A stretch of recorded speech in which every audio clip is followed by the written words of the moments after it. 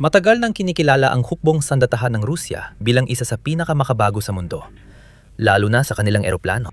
Habang ang kanluran ay may F-22 at F-35 at ang Sina ay may J-20, ang Rusya naman ay may Su-57 Felon. Sa papel, isa itong ikalimang henerasyong stealth fighter mula sa henyo ng mga Soviet, bunga ng dekada ng kahusayan sa aerospace at layuning higitan ang disenyo ng Amerikano. Itinuturing ng Moscow ang Su-57 bilang pinakamahalagang yaman ng Russian Air Force at tinatawag ng state media na revolusyonaryo. Sabi pa ng isang general ng Rusya, malapit nang maging unang ika-6 na henerasyong fighter jet ito sa mundo. Pero lumalabas na butas-butas ang kwentong yan dahil hindi naman talaga yaman ang Su-57. Isa lang itong ilusyon na maingat inaalagaan. At sinusuportahan ito ng totoong mga estadistika, datos at mga eksperimento. Kabilang na ang mula mismo sa gumawa ng Su-57 ang tagagawa ng eroplanong Ruso na Sukhoi, batay sa sarili nilang mga patent. Sa totoo lang, maaaring sobrang pinapalobo ang Su-57 nung nagtatala pa ito ng record bilang eroplanong may pinakamaraming maling akala tungkol sa kakayahan at performance nito. Ngayon, sisirain natin ang ilusyon na yan. Bago tayo pumunta sa mga numero, linawin muna natin kung ano ang 5th generation fighter at paano ito naiiba sa mga nauna. Para maintindihan ang kakulangan ng Su-57, dapat mo munang alam ang pamantayang pinagbasehan nito. Ang mga ika-4 na henerasyon fighter ay mga eroplanong gaya ng F-15, F-16, MiG-29 at Su-27. Sila ang pinakamataas na antas ng pag-iisip sa aviation noong Cold War, dinisenyo noong 1960 at 70. Mabilis sila, magaling sa pagmanyobra, at kayang maggala ng mabibigat na sandata. Noong panahon ng Cold War, ang prinsipyo para sa mga eroplano ay mas malaki, mas maganda, at ang mga nakikitang sandata ay sapat na para manakot at subukang patahimikin ang kalaban nang hindi ginagamit ang mamahaling kagamitan. Pinahirap pa ito dahil ang radar at mga sistema ng pagtuklas ay nagsisimula palang umunlad matapos ang 2 digmaang pandaigdig. Kapanapanabik ang konsepto ng radar cross-section. Ngunit hindi ito binigyang prioridad ng mga fighter jet noon. Ang mga eroplano na ika-4 na henerasyon ay nagdadala ng missile at bomba sa mga panlabas na sabitan ng armas, nakitang-kita sa radar at nagpapalaki ng lagda ng eroplano. Ang mga radar system ay nakabatay sa ibang prinsipyo, marahil dahil wala pang mas magandang teknolohiya noon. Ang ika-4 na henerasyong radar na napapadala ng signal ay parang inilalantad na rin ang lokasyon nito sa may tamang kagamitan. At kahit na maaaring i-upgrade ang mga eroplanong ito ng mas magagandang avionics at posibleng maging fully digitalized na mga sistema at mas bagong radar, hindi sila maaaring baguhin ng lubusan para maging stealth dahil hindi isinama ang stealth sa disenyo ng kanilang airframe mula pa sa simula. Iyan ang limitasyon ng ika-4 na henerasyong abyasyon. Kahit pinturahan mo ng radar-absorbing material ang malaking pinto ng kamalig, pinto pa rin yun ng kamalig. Ngayon, lubusang binabago ng ika-5 henerasyon ang stealth. Una, napakababa ng radar cross-section dahil sa disenyo ng airframe at paggamit ng mga partikular na materyales. Kailangang halos hindi makitang eroplano sa radar, mula pa lang sa unang pagguhit ng plano. Pangalawa, karamihan sa eroplano ay may panloob na lagayan ng armas para kahit may missile at bomba sa labanan, mababa pa rin ang radar signature. Pangatlo, isang advanced na easy radar na gumagana sa low probability of intercept mode. Kaya nitong makita ang kalaban habang minimal ang radar emissions, gamit ang mabilis na pagpalit-palit ng frequency na mahirap matukoy o subaybayan.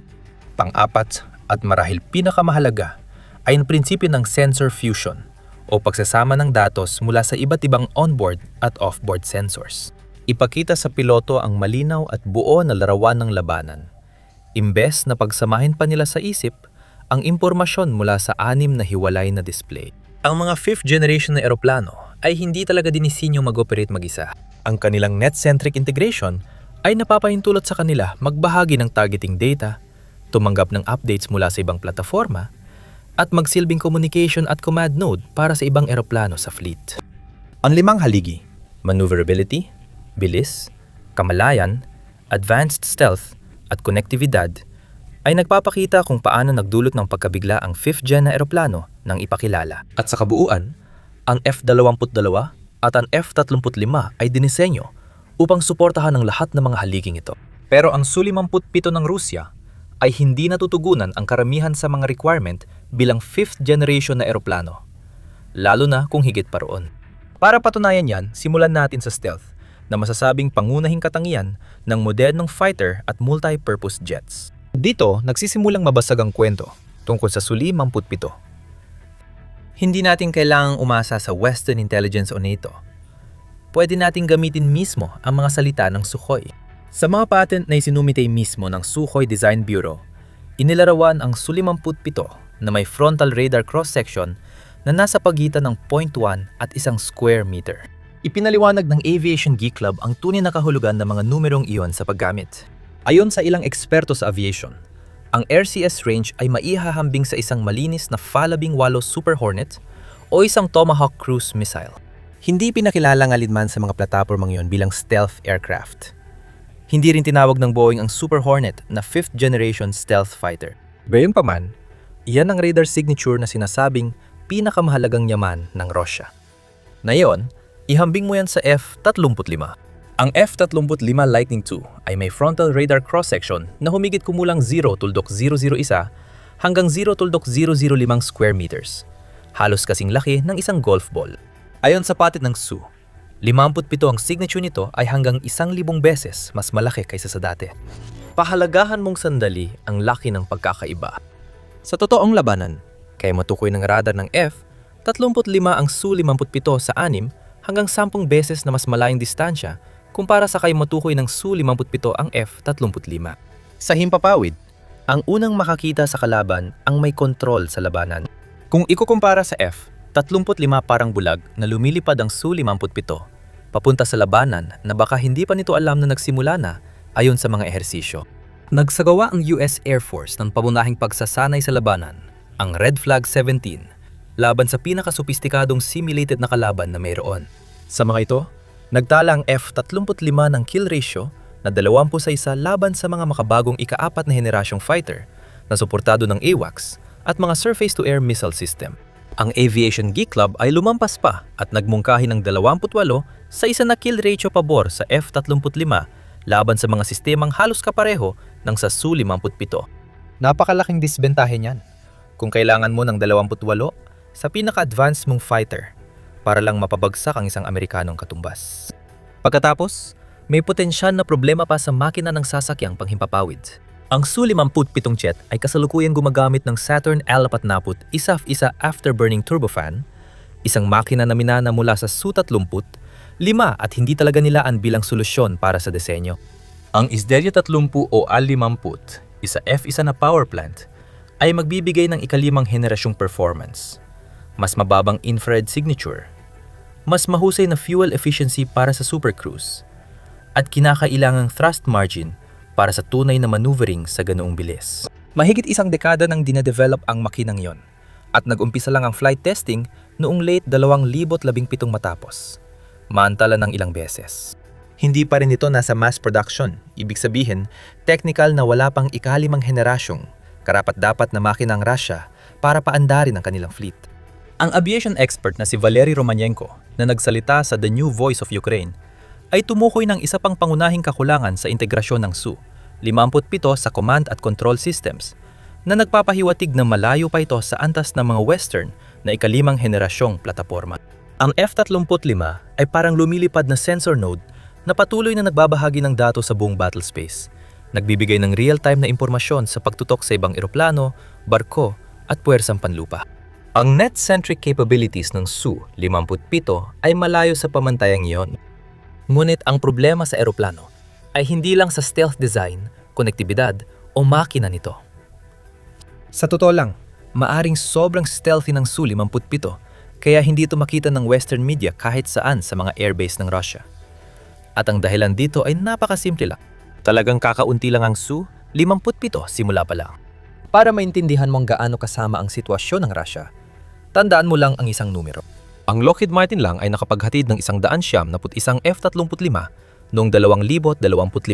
Kapag isinama mo lahat ng Western fighter programs, kabilang ang F-35SF, 16 SF, 15 XS Rafales, Typhoons o Gripens, ang pinagsamang produksyon sa NATO ay nasa humigit kumulang 200 at 70 eroplano kada taon. Pero ang buong industrial na base ng Russia sa paggawa ng fighter jets ay nakapaghatid lang ng 33 eroplano noong 2025 at kasama na sa bilang mayan ang lahat ng uri ng eroplano, kabilang ang Su-34S, Su-35S, Su-57S at Su-30. Ang mismong CEO ng Rostec ang nagsabing record year ang 2025.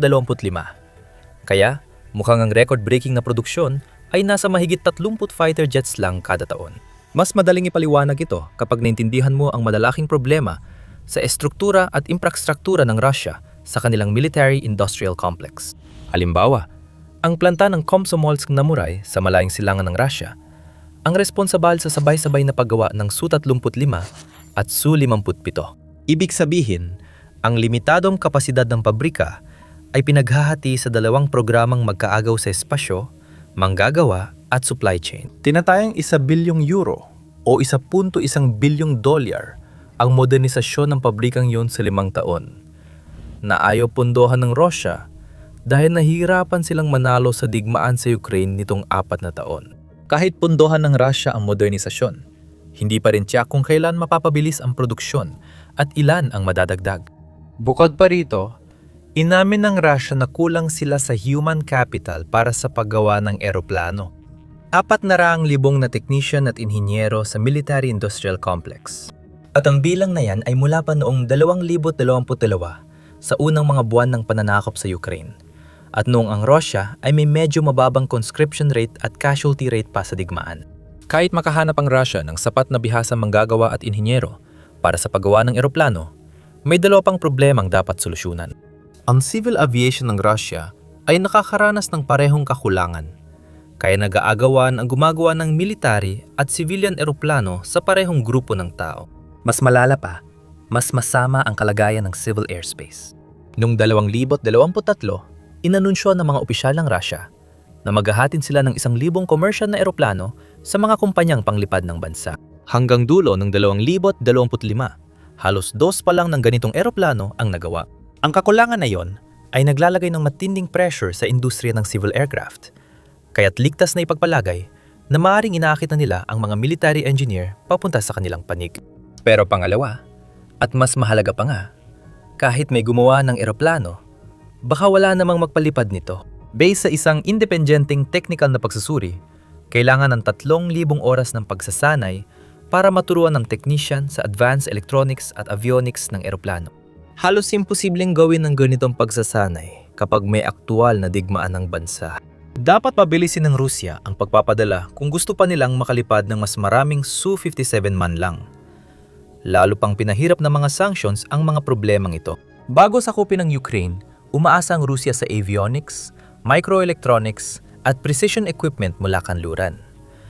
Ngayon, naputol na ang mga supply chain na ito. Pagsapit ng 2023, humigit kumulang 70% ng microelectronics ng Rusya ay nagmumula na sa China. Ngunit hindi laging katumbas ang mga komponent na ito ng mga piyesang mula sa kanluran na ipinapalit nila. At ang mga iyon ay dumarating pa sa mga channel ng third party sa napakataas na halaga. Kita ang epekto nito sa bilang ng mga fighter. Tumaas ang produksyon ng Su-34 mula siyam na eroplano noong 2022 hanggang 11 noong 2023 kumpara sa target na 17 para sa 2025. Para sa mga Su-35, umorder ang Russia ng 15 noong 2024. Ngunit 12 lang ang na-deliver. Ihambing mo yan sa produksyon ng mga tangke, drone at artillery shell ng Russia na tumaas ng 2 hanggang 10 beses mula simula ng pananakop. Ipinapakita ng pagkakaibang ito na kayang dagdagan ng mass-produced na bala at armored vehicles gamit ang Soviet legacy na infrastruktura. Hindi tulad ng iba, kailangan ng fighter jet ng mga partikular na piyesa na ginagamitan ng makinarya para sa eksaktong sukat. Kaya anumang abala sa supply chain ay nakakapektuhan ang paggawa nito. Dahil sa bigat ng sitwasyon, iniulat na sinubukan ng Russia bilhin muli ang military-grade electronic components na dati nitong ibinigay sa India at Myanmar. Kailangan nitong tanggalin ang mga piyesa mula sa mga ipinapadalang produkto sa ibang bansa para mapakain ang sarili nitong mga linya ng produksyon sa loob ng bansa. Parang sinisira nilang sariling ugnayan sa ibang bansa para lang makaligtas. At sa kabila ng lahat ng ito, ang Su-57 ay nakakakuha lang ng natitirang pyesa matapos makuha ng Su-34 at Su-35 ang kanilang bahagi. Noong 2025, umabot lang yon sa 2 Su-57 na nai-deliver sa Russian Air Force para sa buong taon. Pero bago tayo magpatuloy, siguraduhin mong nakasubscribe ka sa The Military Show. Nagpo-post kami ng balita at detalyadong pagsusuri araw-araw para manatili kang updated. Balik tayo sa Su-57. Bukod sa supply chain at stealth issues, may isa pang problema na baka hindi kaya ng lampasan ng Russia. Ayaw na mga tao bumili ng eroplano para hindi kumita ang Russia sa bentahan. Bumabalik ito sa digmaan sa Ukraine. Ngunit mas malalim ang pinagmulan nito.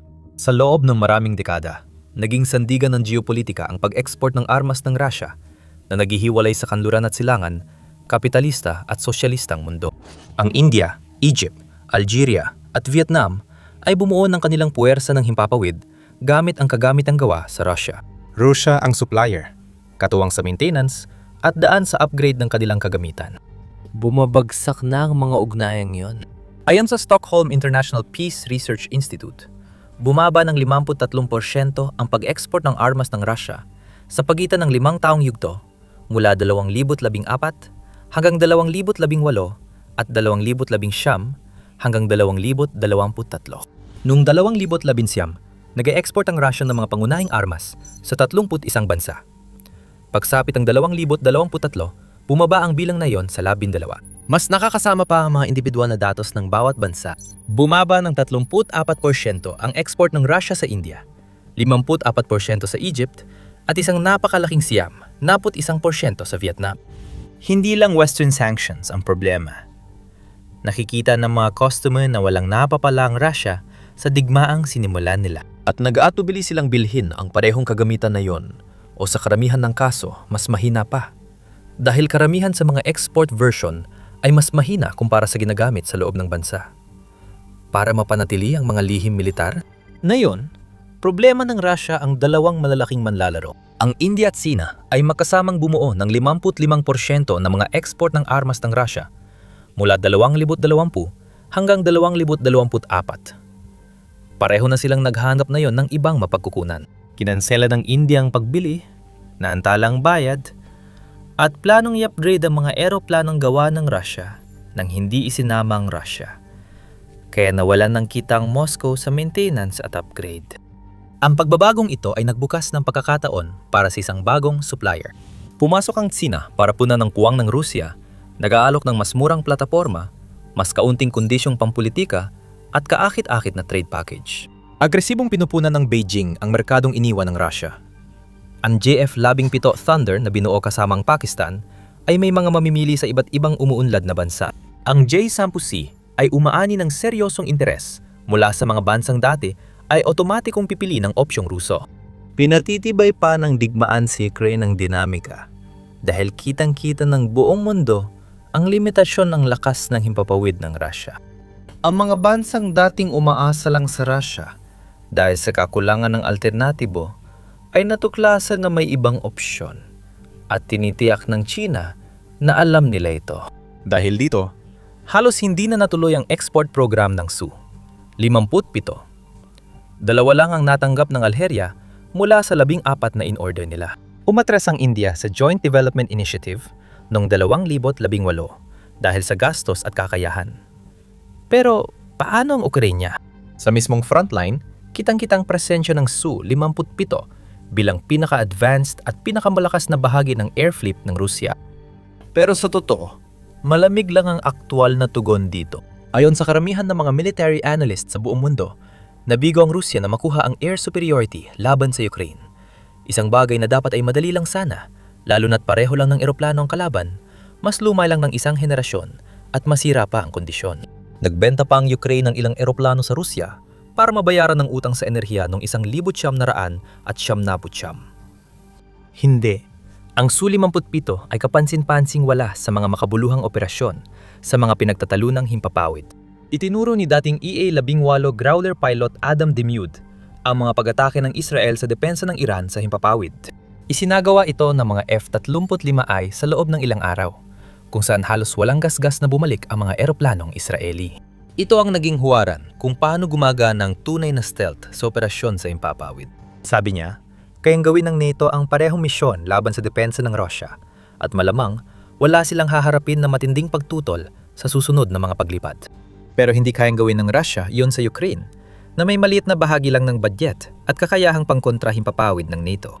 At ang itinuturing itong pangunahing eroplano ng ikalimang henerasyon ay ginugulang malaking bahagi ng digmaan sa pagpapakawala ng mga cruise missile at simpleng glide bomb mula sa loob ng himpapawid ng Russia, imbes na makipaglaban sa himpapawid sa ibabaw ng frontline. Sa kabila ng lahat, patuloy pa ring umiikot ang Moscow. Iniulat ng UAC, Ahensya ng Estado ng Russia sa Aviation, at ng TASS ng pinahusay na Su-57 ay maaring maging kauna-unahang ika-6 na henerasyong eroplano sa serbisyo sa buong mundo. Nagbigay ng pahayag si Viktor Bondarev, dating commander ng Russian Aerospace Forces at kasalukuyan chairman ng Defense and Security Committee ng Federation Council. Sinabi niyang ito ang pinakamahusay sa stealth, pinagsasama ang pinakamagandang teknolohiya sa makabagong agham ng aviation. Isang taong nagsabi ng eroplano, ayon mismo sa patent ng gumawa, ay may radar cross-section na tulad ng cruise missile. Ipinapakita nito kung gaano kalayo ang propaganda ng Russia na nire-rebrand ang ika-4 na henerasyong eroplano bilang future-proof na ika-6 na henerasyon. Bagay na ni US ay di pa nagagawa. Hindi, ang Su-57 Philin ay hindi pinakamahalagang yaman. Simbolo ito ng pagsubok ng military-industrial complex mula Cold War na makipagsabayan sa aerospace engineering ng kanluran na yung ika-21 siglo. Habang sabay na tinatanggap ang dagok ng mga parusa, nabawas ang kapasidad sa paggawa, at isang digmaan ng pag-ubos na nilalamon ang mga yaman na hindi nito kayang palitan. Mas mababa sa 35 operational Su-57 ng Rusya matapos ilang taon ng produksyon. Ang tanging export customer nito ay nakatanggap lang ng 2 jet sa ilang taon. 10 taon nang nahuhuli ang mga makina nito. Ang stealth nito ay mas mahina ng 1,000 beses kumpara sa kalaban nitong eroplano. Umatras na ang mga naunang mamimili at inaakit na sila ng China. Pero ang Su-57 ay simula pa lang ng pagbagsak ng Air Force ng Rusya. Para malaman pa ang tungkol dito, panoorin ang video na ito at siguraduhin nakasubscribe ka sa The Military Show para sa mas marami pang balita araw-araw tungkol sa lahat ng paksa sa pandaigdigang digmaan at heopolitika.